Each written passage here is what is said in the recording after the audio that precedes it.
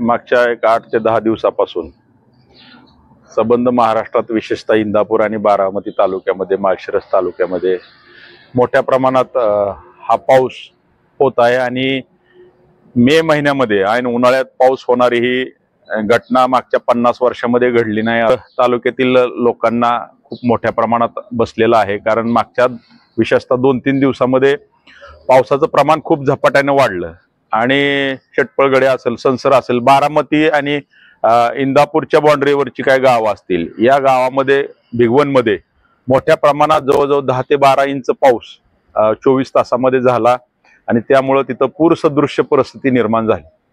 खरं तर ही नैसर्गिक आपत्ती आहे, यामध्ये कुठलाही संशय नाहीये, कारण आपल्या इंदापूर तालुक्याची वार्षिक सरासरी पावसाची 14 ते 15 इंच एवढी आहे आणि 1-2 दिवसामध्ये जर 10 ते 12 इंच पाऊस होत असेल तर निश्चितपणे नैसर्गिक आपत्ती येणारच होती। परंतु जर आपण भिगवण परिसर बघितला किंवा शेटपळगडे गाव बघितलं आणि संसरची बाजारपेठ बघितली तर ही संपूर्ण पाण्याखाली गेलेली आहे।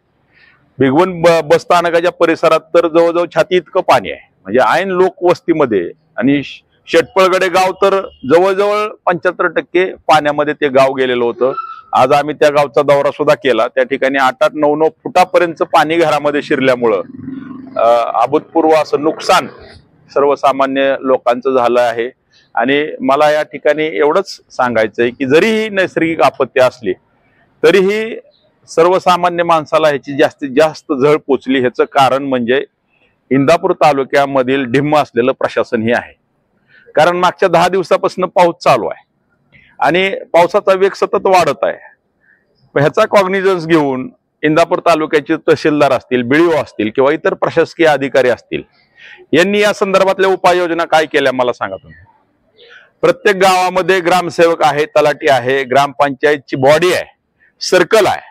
या लोकांना ह्याचा अंदाज यायला पाहिजे होता की पावसाचा जोर वाढतोय आणि ठराविक गावामध्ये ओढ्याच्या किनारी जी गावं आहेत विशेषतः तिथं पाणी घरामध्ये घुसण्याची दाट शक्यता आहे। काही ठिकाणी बंधारे फुटण्याची शक्यता आहे, काही ठिकाणी कालवे फुटण्याची शक्यता आहे। मग अशी परिस्थिती असताना मागच्या 5-7-8 दिवसामध्ये या प्रशासनाने, तहसीलदार साहेबांनी या तालुक्यामध्ये दौरा काढला का? ज्या ज्या ठिकाणी हानी झाली त्या ठिकाणी प्रशासनाचा एक तरी माणूस कालपर्यंत गेला होता का? मला एवढं सांगा। आज ज्या वेळेस लोकांच्या घरामध्ये पाणी शिरून नुकसान झालं, शेते सगळ्या वाहून गेल्या, कालवे फुटले, त्यावेळेस आपल्या भागामध्ये आदरणीय अजितदादा पवार यांनी दौरा काढला। आपल्या तालुक्याचे आमदार आणि या राज्याचे मंत्री भरणे मामा यांनी दौरा काढला आणि त्या दौऱ्याबरोबरच हे प्रशासन यांच्याबरोबर तालुक्यामध्ये फिरलं, हा माझा आक्षेप आहे। त्याच्या अगोदर तहसीलदार असतील, बीडीओ असतील किंवा इतर संबंधित अधिकारी, जलसंपदाचे अधिकारी आहेत, यांनी तालुक्यामध्ये मागच्या 8 दिवसामध्ये दौरा काढला का? की काही ठिकाणी पूर परिस्थिती होऊ शकते तर तिथे काय उपाययोजना केल्या पाहिजेत? कुठल्या पद्धतीने सिरियसली हा विषय घेतला नाही। खरं तर पाऊस येतोय म्हणल्यावर त्याच्या बाबतीतली एक महत्वाची मीटिंग प्रशासकीय पातळीवर होणं गरजेची होती, ती मीटिंग झाली नाही। कालच हे प्रशासकीय अधिकारी या मंत्र्यांबरोबर फिरताना आम्हाला दिसले आणि त्याच्यामुळे सुद्धा हे खूप मोठं नुकसान जे झालं त्याला ते सुद्धा कारणीभूत आहेत। गावचा तलाठी, ग्रामसेवक काय करत होता त्या ठिकाणी? ज्या ठिकाणी पाण्याचा प्रवाह रोखला गेलेला आहे, काही लोकांमुळे रोखला गेला असेल, काही ठिकाणी गाळ साठला असेल, तो काढण्याचं काम कुणाचं आहे? ग्रामसेवकाचं गावातल्या नाही का? तलाट्याचं काम नाही का? की अशी परिस्थिती आहे बाबा, इकडून जर पाण्याचा लोंढा आला तर ते पाण्याला मार्ग नाही मिळाला तर ते गावामध्ये घुसण्याची शक्यता आहे। ह्या बाबतीतली कुठली उपाययोजना झाली? जर प्रशासन जर योग्य मार्गाने ह्याच्या पूर्वी 8 दिवसापूर्वी जर गेलं असतं आणि थोडासा अंदाज घेतला असता त्यांनी, कारण काय दुर्घटना व्हायची वाटच बघायची का, तर कमीत कमी नुकसान झालं असतं एवढं खात्रीने सांगू शकतो। आणि मला या ठिकाणी आवर्जून सांगायचं, तालुक्यामधील सर्व शेतकरी वर्ग आहे, ऊस सोडला तर सगळ्या पिकाची हानी झालेली आहे। आता रानामध्ये पाणी साचलंय, अजून पुढचे काही दिवस पाऊस पडणार आहे असं कळतंय। आता कॅनल तालुक्यातनं वाहतात, भाटघरचा कॅनल असेल, खडकवासल्याचा कॅनल असेल, ह्या कॅनल मध्ये सगळ्या शेतकऱ्यांनी पाणी रानातलं काढून दिलेलं आहे। आता बारामती तालुक्यामध्ये कॅनल फुटलाय, त्याचीच पुनरावृत्ती इंदापूर तालुक्यामध्ये होण्याची सुद्धा शक्यता आहे, कारण बऱ्याच ठिकाणी कॅनल कमकुवत आहे।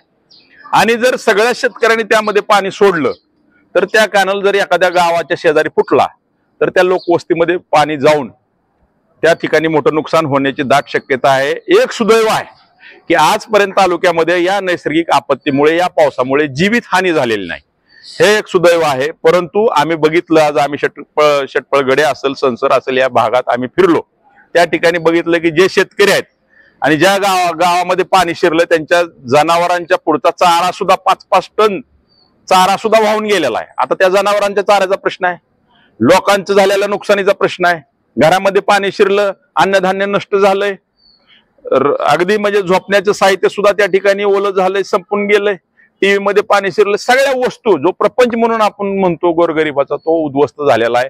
कागदपत्र विद्यार्थ्यांची त्या ठिकाणी डॉक्युमेंट सगळे नष्ट झालेले आहे, आम्ही डोळ्यांनी बघितलेलं आहे। दादा, खरं पाहिलं तर हा मान्सून पूर्व पाऊस आहे, पावसाळा अगदी तोंडावर आहे, तर येणाऱ्या पावसाळ्याच्या दृष्टिकोनातून प्रशासनाला असेल किंवा प्रतिनिधींना असेल आपण काय आवाहन करणार आहे? सगळ्यात महत्वाचं आव्हान आमचं एवढंच आहे की गावोगावचा आपण आढावा घ्या। ज्या गावामध्ये ओढे आहेत मोठ्या स्वरूपातले, काही ठिकाणी ओढ्या सुद्धा लोकांनी घर बांधले, हे पण सत्य आहे, परंतु त्याकडे आता लक्ष देण्यापेक्षा आता त्या लोकांचं पुनर्वसन कसं करता येईल, ओढ्याच्या कडेला जी लोक राहतात, कारण पाऊस मोठ्या संख्येने आला तर त्यांच्या घरात पाणी शिरतं आणि पर्यायाने जीवितहानीचं सुद्धा नुकसान होऊ शकतं, मालमत्तेचं तर होतच होतं। त्या संदर्भातल्या उपाययोजना कराव्या, त्यांच्या निवाऱ्याची व्यवस्था करावी तातडीने, जनावरांचा जो चारा वाहून गेला किंवा संपला त्यांची व्यवस्था करावी, आणि कॅनलच्या कडेने जी गाव आहेत तिथं कॅनलवर सुद्धा आपण लक्ष ठेवलं पाहिजे, कारण कॅनल सुद्धा दुथडी भरून वाहत आहेत आणि मातीच्या भराव्याचे कॅनल आहेत। जो प्रसंग बारामतीमध्ये घडला दुर्दैवाने, तो आपल्या तालुक्यात घडू नये यासाठी जलसंपदा अधिकारी असतील, विशेषतः तहसीलदार असतील, यांनी संपूर्ण तालुक्याचा दौरा काढून प्रत्येक गावामध्ये ग्रामपंचायत सर्व सदस्य, सरपंच, उपसरपंच यांची एक मीटिंग घ्यावी आणि आपापल्या गावामध्ये त्याबद्दल खबरदारीच्या सूचना द्याव्यात।